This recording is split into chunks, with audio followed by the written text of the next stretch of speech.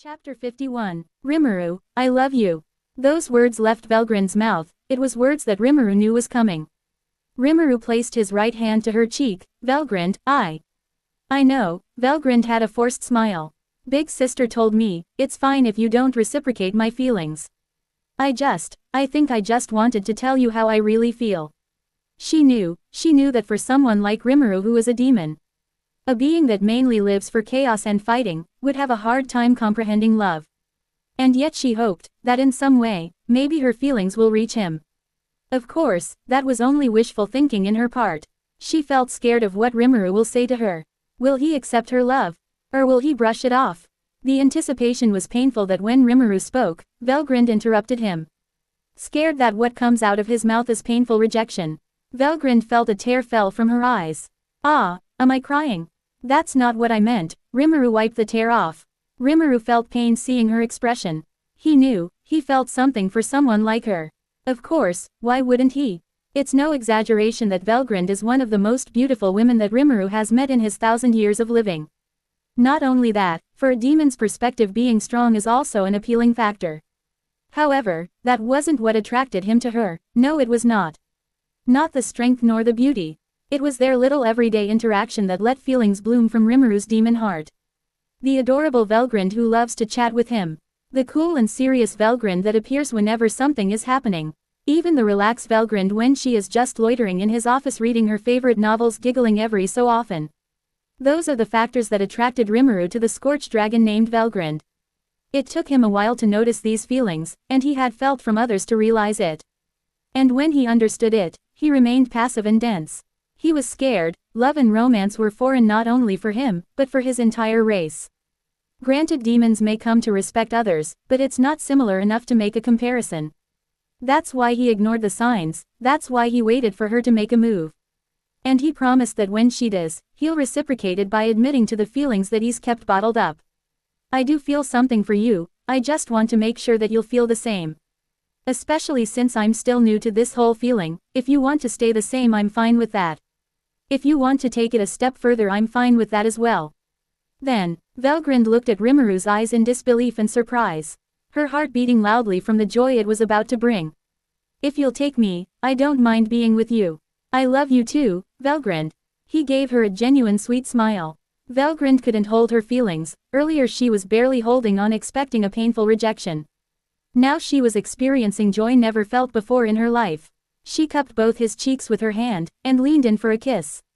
The kiss lasted only a few seconds, but for the two, it almost felt like forever. Yet, it had to end. Valgrind pulled back a few centimeters, their faces still close to each other that their breaths hit each other's skin. Of course, I really love you, Rimuru. Valgrind smiled. The two kissed once again and enjoyed the moment with just the two of them. Nothing matters in that moment but the two of them, and their feelings for each other. That is how Valgrind's and Rimuru's relationship official started as lovers. The next day, the two went to the empty world, where they trained, to meet up with Enki and Siren. Rimuru-sama, the two former spirits kneeled down in front of their master. It has been more than 500 years since they last saw each other. The two are emotional for the reunion that they are participating. Basking in Rimuru's presence, feeling satisfied even if they died today for some unknown reason. How has your training been going? Rimuru got straight to the point of his visitation. Enki and Siren both stood up. We have become stronger than we ever were before. Enki announced with a thump to his chest. Our proficiency with our elements have also increased in an unprecedented level. Siren added to Enki's remark.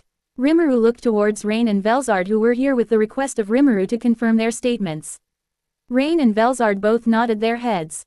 Valgrind, who joined the two, also confirmed their words. After a few pleasantries of the two true dragon sisters, they left. We're going to have a chat, see you later.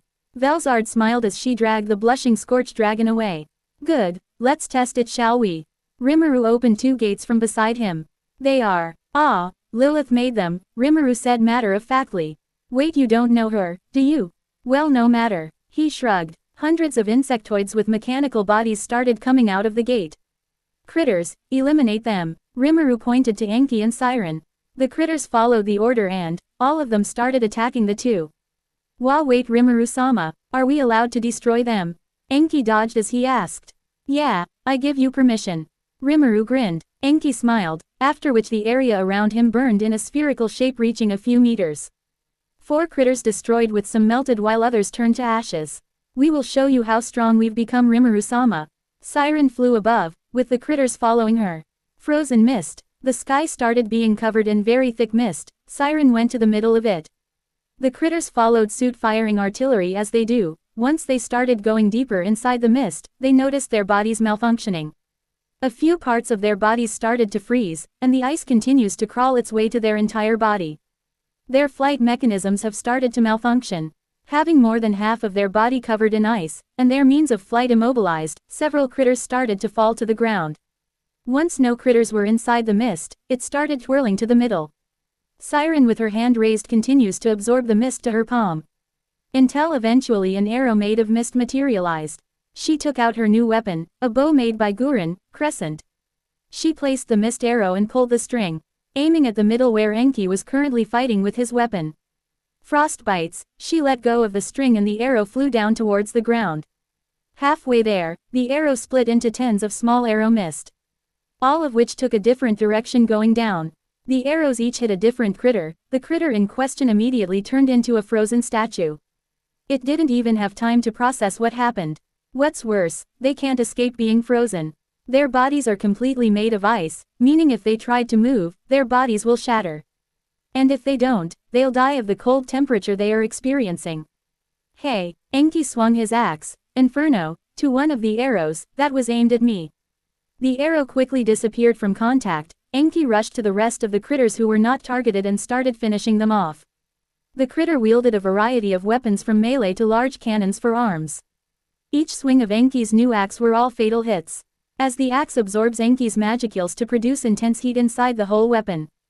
Getting hit by such a weapon guarantees instant cremation to weak enemies.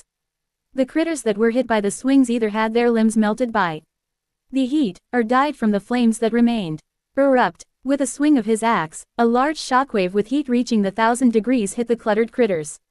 The surrounding area's ground was blasted, and the critters' bodies flew and burned to ashes in a few seconds.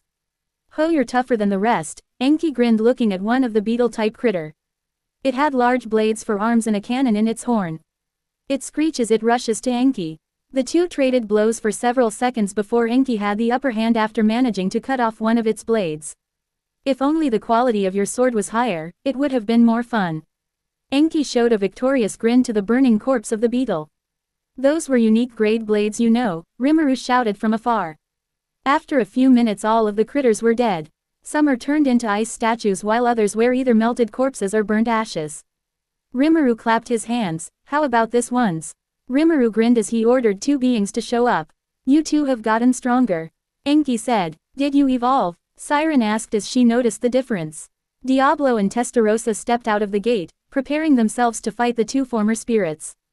This too will be your opponent, Rimuru gestured to the 2 primordial demons.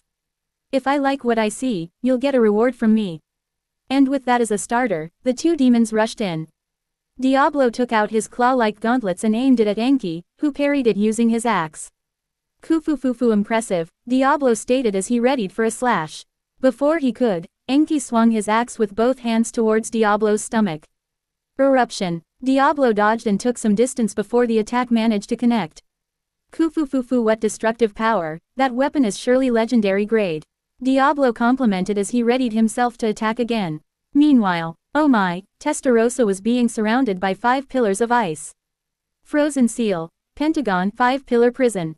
Siren, who was flying in the sky, watched as she activated her magic.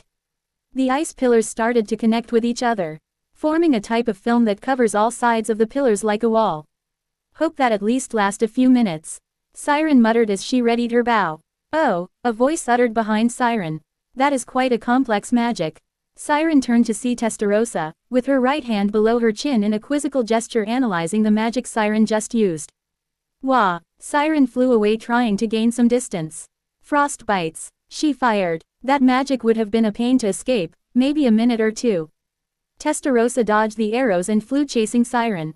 The flaw is that it takes too long to activate. I had a few seconds of leeway. Testarossa preached as she caught up with Siren. Is that so? Thanks for the input. Though props for making that. Testarossa activates several magic circles around her. Let's see you escape this barrage. Several nuclear cannon were fired towards Siren. She blocked and dodged a few of the attacks, while also firing at Testarossa with her bow. Mist. Siren started creating mist around her again, similar to before. I won't let you. Testarossa rushed in and created a large nuclear cannon. The attack dodged all the arrows coming towards it and hit Siren directly in the head, blowing the head away from the body. An illusion, Testarossa muttered, seeing Siren disappeared into the mist. Don't underestimate me too much, Siren's voice echoed from the mist. Testarossa sensed an incoming attack and took a stance. From inside the mist, a barrage of arrows started coming in the hundreds. A large explosion appeared on the ground as the fight in the sky continues. Kufufufu, let's take this up a notch. Diablo appeared behind, he managed to pierce Enki's back. Gak. Enki turned with a swing of his axe. Diablo was not there anymore. Enki swung his axe to his shoulder with one hand, and grabbed the handle with both arms. Yes, let's do that. Enki rushed towards Diablo, with his axe. The center of it started to glow red, using the axe as catalyst for his attack. Pyro art. Enki swung his axe downwards to the ground. Axe of blazing ember, awaken from your slumber, Erdael. The surrounding terrain turned into molten lava, with the temperature reaching the thousands of degrees. The ground started to melt, slowly sinking the area around them. Kufufufu, an attack that affects a certain range of the area. Diablo looked at the lava flowing below him as he floated above it. The boiling lava formed a bubble and exploded into a small geyser, and it hit Diablo. Diablo noticed that he felt some damage. While minor, it did mean that the area has the ability to injure him.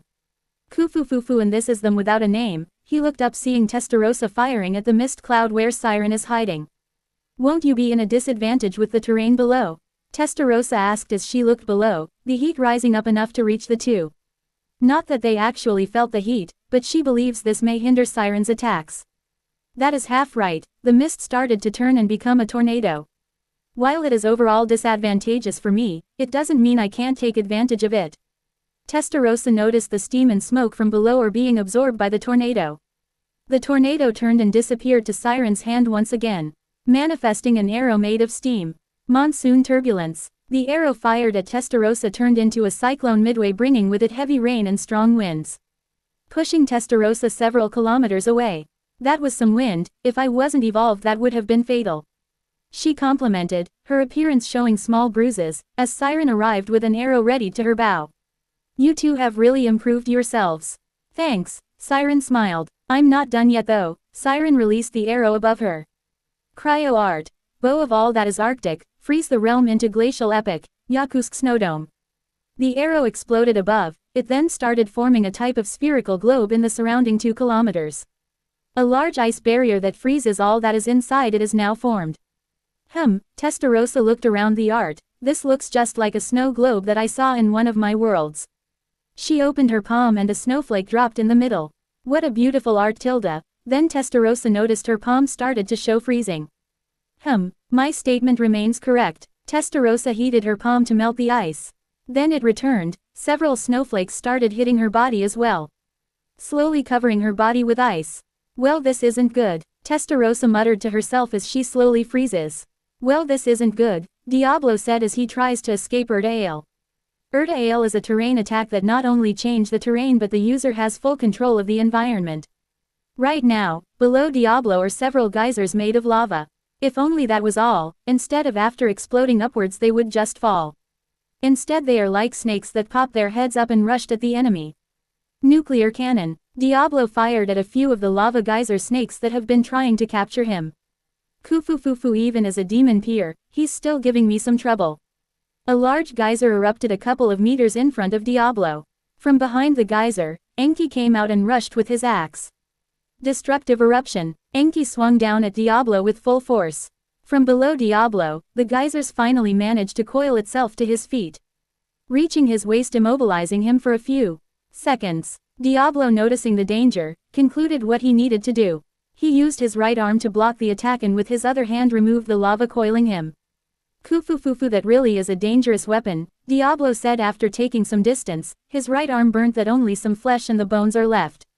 Kufufufu, if it was someone else I would have massacred you already, Diablo explained, noting the fact that Enki damaged the body that Rimuru gave him. Haha, same here. Enki pointed to his injuries. Let's continue, shall we? He brandished his axe as it glows, rushing to Diablo. Surrender now, otherwise you'll be frozen. Siren looked at Testarossa, who was halfway frozen, the ice covering a fraction of her face and reaching to her waist. Fufu, I still have a trump card. Testarossa looked at Siren with a smile. A small black flame appeared in front of her. The heat from it managed to melt the ice covering Testarossa's body. She checked her body before stretching her right arm forward with the black flame in front of her palm. Nuclear flame. The black flame started to grow in size, with no signs showing of it stopping. With the heat that it is spreading, the surrounding ice and the snowdome started to melt and fall apart. TCH, Siren looked around and finds herself too close to the blast radius of the attack. Cryo magic. Cocytus, Siren tried to freeze the ever-growing thermonuclear explosion. The bad news of the matter is she couldn't counter the nuclear flame enough. The good news though is that with the help of Cocytus, she managed to escape almost completely unscathed aside from minor burns. You managed to escape, Testarossa spoke, seeing Siren away from the large explosion. Not only that, Siren said as she raised her hand above her. It's still not perfect, but, relentless cyclone. Soon dark clouds started to gather above Testarossa and Siren. Several tornadoes came down from the clouds, bringing with it heavy rain. The raindrops fell like bullets, and the wind sharp enough to slice through several people.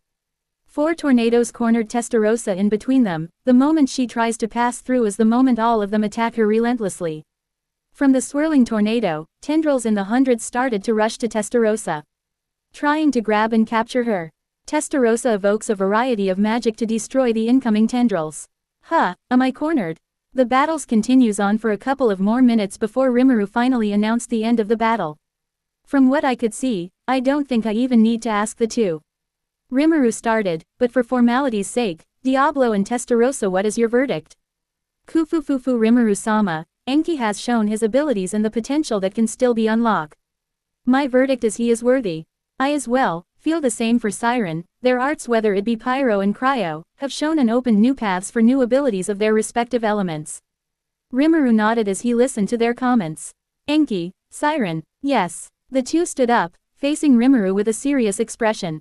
Meanwhile, Rimuru has a more relaxed expression on his face. You two have worked hard, improve yourselves more to be able to land a blow to them. Rimuru reminded them of the reason for their training, the defeat of the primordial great spirit of fire and water. Of course, Rimuru-sama, we will make sure of it. Good, from here on out. You will be Agni, Rimuru pointed at Enki. And you will be Runa. He gestures to Siren next. Live up to the names I have given you two and grow much more stronger. Yes, to be continued.